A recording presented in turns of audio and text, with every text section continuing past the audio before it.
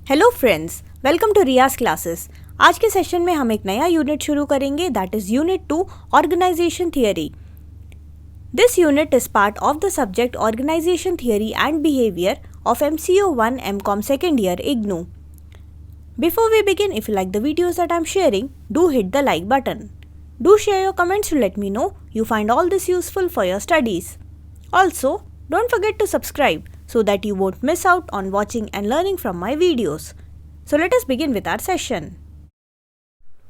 चलिए हम देखते हैं कि क्या क्या टॉपिक्स हमको इस यूनिट में कवर अप शुरुआत करेंगे हम इस चैप्टर की एक छोटे से इंट्रोडक्शन से, ठीक है। उसके बाद हम देखेंगे concept of organisation, then we will study the principles of organisation, classical theory of organisation, neo classical theory of organisation, modern theory of organization, and finally we will study about the contemporary issues in organizational theory. चलिए हम शुरुआत करते हैं chapter की introduction से। तो अगर हम एक ऑर्गेनाइजेशन की बात करें, ऑर्गेनाइजेशन जो है वो एक कोऑर्डिनेटेड सोशल एंटिटी है। कोऑर्डिनेटेड सोशल एंटिटी यानी कि यहाँ पे बहुत सारे लोग, बहुत सारे एंटिटीज़, बहुत सारे जॉब, बहुत सारे टास्क, एक्टिविटीज़, ये सब चीज़ें एक कोऑर्डिनेटेड मैनर में होता है। ये सब चीज़ें एक दूसरे के साथ इंटरैक्ट करती हैं और एक दूसरे के साथ इंटरैक्ट करके एक कोऑर्डिनेशन करती है ताकि हमारा जो कॉमन गोल है, जो कि ऑर्गेनाइजेशन ने बना रखा है, वो गोल का अचीवमेंट हो। ऑर्गेनाइजेशन जो है वो पीपल से बना हुआ है ना। लोग जो है, लोग ही होते हैं जो कि एक्चुअल में इन सारे एक्टिविटीज़ को क्या करते हैं, परफॉर्म करते हैं और जो हमारे ऑर्गेनाइजेशन की गोल की तरफ हमको पहुंचाते हैं। इन सब के लिए बहुत ही ज़्यादा ज़रूरी है कि ऑर्गेनाइजेशन में एक प्रॉपर तरीके का स्ट्रक्चर हो, ठीक है। अगर प्रॉपर तरीके का स्ट्रक्चर नहीं होगा तो हम जो है अपने ऑर्गेनाइजेशन का गोल जो है वो अचीव नहीं कर पाएंगे। और ये चीज़ें जो है हमने पिछले चैप्टर में भी देखा, बहुत सारे एक्सटर्नल एनवायरनमेंट फैक्टर्स वगैरह देखे थे जो कि हमारे जो ऑर्गेनाइजेशन को अफेक्ट करती है ना। हमारा ऑर्गेनाइजेशन कभी भी आइसोलेशन में काम नहीं करता है। एक्सटर्नल बहुत सारे फैक्टर्स होते हैं जो कि हमको अफेक्ट करते हैं। तो उससे क्या होता है, उससे हम अपने स्ट्रैटेजीज वगैरह हमको चेंज करते रहना पड़ता है अगर हमें अपने ऑर्गेनाइजेशन में ग्रो करना है, अगर हमें अपने ऑर्गेनाइजेशन में सरवाइव करना, अगर हम चाहते हैं कि हमारा ऑर्गेनाइजेशन जो है कंपटीशन के सामने फेल ना हो, तो हमें जो है अडेप्ट करते रहना पड़ेगा टू अवर एक्सटर्नल एनवायरनमेंट। ये हमने पिछले चैप्टर में, आपको याद होगा, पिछले चैप्टर में हमने ये देखा था कि मॉडर्न ऑर्गेनाइजेशन जो है उसके कैरेक्टरिस्टिक क्या है, उसके फीचर्स क्या है।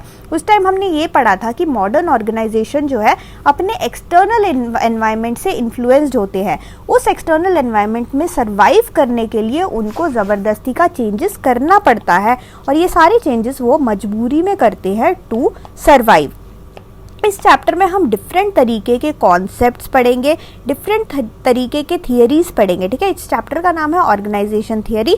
तो हम डिफरेंट तरीके के थियरीज देखेंगे कि क्या क्या थियरीज हैं एक ऑर्गेनाइजेशन में जो लागू होते हैं। नेक्स्ट हम देखते हैं कि ऑर्गेनाइजेशन का जो कॉन्सेप्ट है वो है, तो कॉन्सेप्ट ऑफ ऑर्गेनाइजेशन में हम सबसे पहले देखेंगे कि ऑर्गेनाइजिंग होता क्या है। ऑर्गेनाइजिंग जो होता है एक ऐसा प्रोसेस होता है जिसमें हम पहले तो आइडेंटिफाई करते हैं कि हमें ऑर्गेनाइजेशन में क्या क्या एक्टिविटीज़ करनी है, ठीक है।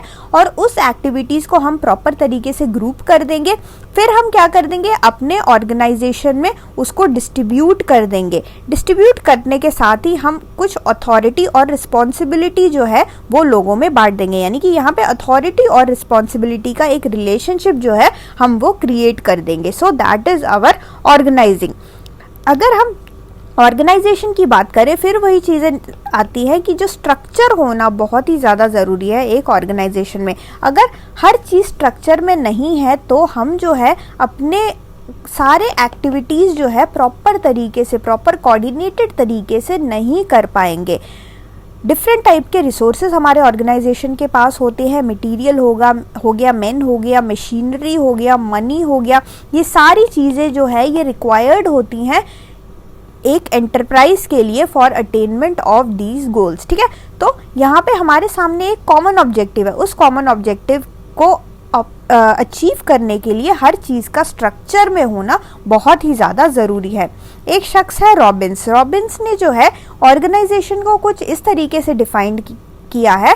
He has said that he has defined organization as a consciously coordinated social entity with a relatively identifiable boundary that functions on a relatively continuous basis to achieve a common goal or set of goals। अब ये जो Robins ने जो भी बोला है ये सारे चीज़ें हमें ऑलरेडी पता है, ठीक है।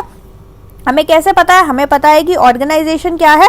ऑर्गेनाइजेशन जो है एक सोशल एंटिटी है। और किस तरीके का सोशल एंटिटी है? एक कोऑर्डिनेटेड सोशल एंटिटी है, ठीक है। एक कोऑर्डिनेटेड सोशल एंटिटी है हमारा organisation with a relatively identifiable boundary. आप जो है उसके लिमिट्स, उसके बाउंड्रीज, उसके डिपार्टमेंट्स आप सब कुछ देख सकते हो। उसके फंक्शंस जो है ऐसे फंक्शंस होते हैं जो कंटिन्यूस बेसिस पे चलते रहते हैं। और ये सब क्यों चल रहे हैं? ये सब इसलिए चल रहा है ताकि हम जो कॉमन ऑब्जेक्टिव है ऑर्गेनाइजेशन का उसको अचीव कर पाए। नेक्स्ट हम देखते हैं कैरेक्टरिस्टिक ऑफ ऑर्गेनाइजेशन। एक ऑर्गेनाइजेशन की कैरेक्टरिस्टिक क्या क्या है? काफ़ी इजी चीज़ें हैं, ये सब चीज़ें भी आपको ऑलरेडी पता है, ठीक है।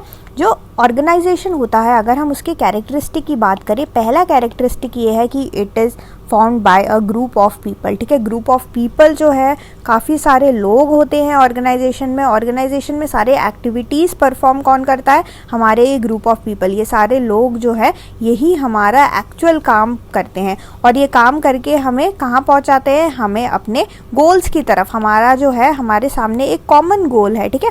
हमारे ऑर्गेनाइजेशन का एक कॉमन गोल है और इस गोल के अचीवमेंट में ये सारे लोग जो है मिलजुल कर एकदम कोऑर्डिनेटेड तरीके से जो है हमारी मदद करते हैं ताकि हमारा ऑर्गेनाइजेशन अपने गोल को अचीव कर सके। जो सेकंड कैरेक्टरिस्टिक है that is your division of work, यानी कि एक ऑर्गेनाइजेशन में जो होता है टोटल वर्क को डिवाइड कर दिया जाता है, ठीक है। टोटल जो है बहुत ज़्यादा वर्क होगा, उसको हम क्या करते हैं? डिवाइड कर देते हैं डिफरेंट डिपार्टमेंट्स में, डिफरेंट एक्टिविटीज़ में। उन डिफरेंट लोगों को दे देते हैं और हम उन लोगों के स्किल्स के हिसाब से, लोगों की स्पेशलिटी के हिसाब से, उनके जो एक्सपीरियंस है ना, उन सब के हिसाब से हम क्या कर देते हैं? हम वर्क को डिवाइड करके लोगों को दे देते हैं ताकि लोग जो है अपने छोटे छोटे टास्क करें और उन टास्क से कलेक्टिवली हमारा जो गोल है वो अचीव हो। कॉमन पर्पस, यानी कि सारा ऑर्गेनाइजेशन जो every organisation comes into existence on the basis of goals of the enterprise which are separate from the personal goals of employees. यानी कि जो भी एम्प्लॉइज़ हमारे ऑर्गेनाइजेशन में होंगे उनका कुछ ना कुछ पर्सनल गोल्स रहेगा, ठीक है। और ऑर्गेनाइजेशन जो है, ऑर्गेनाइजेशन का भी कुछ गोल रहेगा, है ना। पर्सनल गोल्स यानी कि लोगों को बस पैसा चाहिए, है ना, ताकि वो अपने जो पर्सनल नीड्स है उन सबको फुलफिल कर सके। और अगर हम ऑर्गेनाइजेशन के व्यू पॉइंट से देखें, ऑर्गेनाइजेशन का गोल क्या रहेगा? कि हम बहुत ज़्यादा प्रॉफिट कमाएं, ठीक है। तो यहाँ पे इन दोनों के बीच में कुछ ना कुछ कॉमन पर्पस भी रहेगा, कोई ऐसा चीज़ रहेगा जिससे कि दोनों का फ़ायदा हो। यानी कि अगर हमारा एम्प्लॉय ठीक से काम करेगा, प्रॉपर तरीके से जो एक्टिविटीज़ उसको दिया है, अगर उसको वो अचीव करेगा तो क्या होगा? हर मंथ उसको सैलरी मिलता रहेगा। और अगर वो अच्छे से बहुत ज़्यादा अच्छे से परफॉर्म करता है तो उसको बोनस भी मिल सकता है। तो यहाँ पे जो है एम्प्लॉय जो है अपना 100% देगा अपने वर्क के लिए। और इससे हमारे ऑर्गेनाइजेशन को क्या फ़ायदा है? ऑर्गेनाइजेशन को फ़ायदा ये है कि ऑर्गेनाइजेशन के गोल में अचीवमेंट होगा, है ना। उसका जो गोल है वो जल्दी से जल्दी अचीव हो पाएगा। तो यहाँ पे एक कॉमन गोल हमारा आता है, कॉमन पर्पस आता है, एक ऐसा पर्पस जिससे कि दोनों का फ़ायदा हो रहा है, एम्प्लॉय का भी फ़ायदा हो रहा है और हमारे ऑर्गेनाइजेशन का भी फ़ायदा हो रहा है। क्योंकि जिस पेस से हमारा ऑर्गेनाइजेशन बढ़ता चला जाएगा, बड़ा होता चला जाएगा, प्रॉफिट कमाने लगेगा, तो उससे जो है हमारे एम्प्लॉयज़ का भी फ़ायदा है। जो नेक्स्ट हमारा कैरेक्टरिस्टिक है of an organisation that is vertical and horizontal relationship. अब मैंने पहले ही बताया कि ऑर्गेनाइजेशन जो होता है उसमें एक प्रॉपर स्ट्रक्चर हमेशा रहता है, ठीक है। प्रॉपर स्ट्रक्चर अगर नहीं रहेगा तो हम जो है ऑर्गेनाइजेशन का जो गोल है वो अचीव नहीं कर पाएंगे। स्ट्रक्चर यानी कि डिफरेंट तरीके से डिवाइड हम करते हैं, डिफरेंट डिपार्टमेंट्स आपको देखने को मिलेंगे इन एन ऑर्गेनाइजेशन, ठीक है। तो एक ऑर्गेनाइजेशन में डिफरेंट तरीके के डिपार्टमेंट्स आपको मिलेंगे। प्रोडक्शन डिपार्टमेंट अलग है, मार्केटिंग डिपार्टमेंट अलग है, फाइनेंस डिपार्टमेंट अलग है ना। तो इस तरीके से सारे डिपार्टमेंट्स अलग अलग है और सारे डिपार्टमेंटों में अपने हिसाब से स्पेशलिस्ट लोग बैठे हुए हैं, ठीक है। सो डिफरेंट तरीके के फंक्शंस होते हैं और इन्हीं सारे फंक्शन से, इन्हीं सारे डिपार्टमेंट से हमें जो है एक स्ट्रक्चर मिल जाता है, जो कि कभी कभार आपको वर्टिकल स्ट्रक्चर देखने को मिलता है एक ऑर्गेनाइजेशन में, और आपको कभी कभी हॉरिजॉन्टल रिलेशनशिप भी देखने को मिलता है। और ये रिलेशनशिप किसके बीच में होगा? हमारा जो सुपीरियर है और हमारा जो सबॉर्डिनेट है, ठीक है, जो हमारा मैनेजर है और उसके अंडर जो काम करते हैं उनके बीच में, in each department and in each division, इन दोनों के बीच में जो है जो ड्यूटीज और रिस्पॉन्सिबिलिटी है उन सब के कारण एक तरीके का रिलेशनशिप बन जाता है, vertical as well as horizontal relationship. Next characteristic is chain of command. तो हमारे ऑर्गेनाइजेशन में जो सुपीरियर और सबऑर्डिनेट का रिलेशनशिप होता है वो जो होता है वो अथॉरिटी पे बेस्ड रहता है, ठीक है, it is based on authority. तो क्योंकि ये अथॉरिटी पे बेस्ड है, जो भी इंफॉर्मेशन, जो भी चीज़, जो इंस्ट्रक्शंस रहता है, it flows from higher level to the next lower level, ठीक है। तो जो भी इंस्ट्रक्शन रहेगा वो टॉप से बॉटम तक फ्लो करेगा, ठीक है। तो इस तरीके से हमारे सामने एक हिरार्की क्रिएट हो जाती है, एक चेन क्रिएट हो जाता है, and that is your chain of command. The last one is dynamics of organization. So besides all these structural relationship among people which are based on their activities and functions, there exists an organizing interactions based on sentiments, attitude and behavior of individual as well as group, ठीक है।